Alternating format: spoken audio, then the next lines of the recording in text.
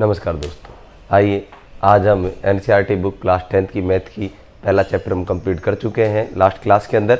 और अब हम सेकंड चैप्टर में चलते हैं। 2.1 है चैप्टर, बहुपद है, पॉलिनोमियल्स, ठीक है, उसके बारे में बात करते हैं। नेक्स्ट 2.2 आएगी, वो क्वाड्रेटिक पॉलिनोमियल्स में आएगी, द्विघात में आएगी। और अभी हम बात कर रहे हैं ओनली बहुपद की, ठीक है।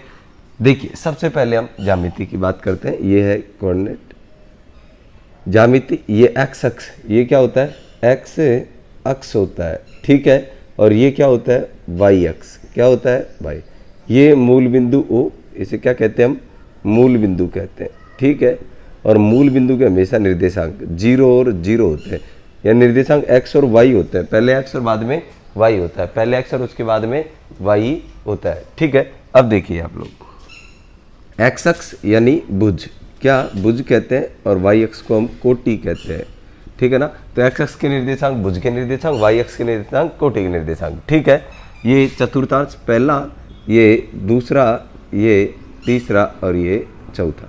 देखिए, समझने की जो चीज़ है, ठीक है।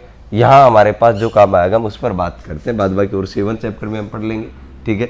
यहाँ काम आने, देखो, अगर ये x अक्ष है, ये क्या है, x अक्ष है, और इस पर अगर कोई पॉइंट है, इस पर अगर कोई पॉइंट है, तो वहाँ पर y के निर्देशांक क्या होंगे, 0 होंगे, क्या होंगे, 0। देखो, मैं कहूँ कि x अक्ष पर, देखो बिंदु की बात कर रहे हैं हम, किसकी बात कर रहे हैं, बिंदु, और एक बिंदु होगी y अक्ष पर, ठीक है।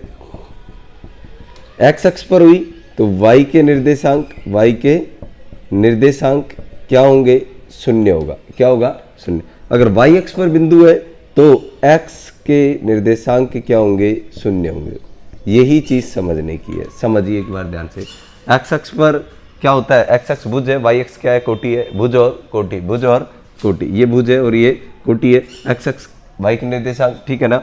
और y अक्ष पर कोई बिंदु है तो यानी इसका मतलब, यानी एक दूसरे अक्ष पर रहने का मतलब होता है कि दूसरा बिंदु क्या होता है, 0 होता है, क्या होता है, 0। x अक्ष पर कोई बिंदु है तो y होगा ही नहीं, y 0 होगा। y अक्ष पर कोई बिंदु है तो x 0 होगा, क्या होगा, x 0। अब समझो आप, क्वेश्चन है कि y = px, y = px, और px के शून्यक बताइए, px के शून्यक, यानी px शून्य कब कब होगा, ठीक है ना। तो देखिए कंडीशन, px क्या है, y है, और हमने y क्या लिखा है कि x के निर्देशांक क्या, लेकिन यहाँ y के बारे में पूछा है, px के शून्य, तो यानी y शून्य कब होगा, तो y शून्य कब होता है, जब बिंदु कहाँ पर हो, x अक्ष पर, किस पर हो, x अक्ष पर। इधर देखिए पहली लाइन, फर्स्ट है ये x एक्सिस, ये y, ये बिंदु x को तो कट ही नहीं कर रही है, सीधी निकल रही है, क्या कर रही है, सीधी। तो x अक्ष पर आई क्या, नहीं आई, तो यहाँ शून्य क्या होंगे, 0। एक बार भी x को नहीं काट रही है तो आंसर क्या आएगा, 0। सेकंड पर आइए, ये देखिए रेखा यहाँ से x अक्ष को एक बार काट रही है, तो यहाँ शून्य कितनी बार हो गया, एक बार, यानी एक बिंदु ऐसा होगा जहाँ पर y क्या होगा, 0 होगा, क्या होगा, 0। दूसरा 1 2 3, तो यहाँ आंसर कितना हो गया, 3 हो गया। यहाँ एक देखो टच तो करके गई है ना, x अक्ष पर तो आई है, कट नहीं किया तो क्या हुआ, टच तो करके गई है, यहाँ भी आई है, तो 1 2 और 3 कितने होंगे, 3, 1 2 3 4, तो यहाँ कितने होंगे, 4 होंगे। 1 2, तो यहाँ कितने होंगे, 2 होंगे। देखो ये आंसर, यानी यहाँ कितनी बार कट किया, 2 बार, यहाँ कितनी बार किया, 4 बार, यहाँ कितनी बार टच किया, x अक्ष पर कितनी बार आया, 3 बार, यहाँ भी 3 बार था, यहाँ 1 बार, यहाँ 1 बार नहीं आया, तो 0। ये हमारी 2.1 है, ये हमारी क्या है, 2.1 है। अब हम अगली जो क्लास लेंगे 2.2 की लेंगे, तो आप लगातार बने रहिए। पूरी सीरीज आपके लिए चलाई गई है, पूरी मैथमेटिक्स 10th क्लास की कराई जाएगी, फिर इसके बाद ये रिकॉर्डेड है, इसके बाद लाइव आएंगे, लाइव के अंदर मैथ इंग्लिश मीडियम में मैथमेटिक्स लेंगे। धन्यवाद, आप लोग इसे लाइक शेयर करते रहिए।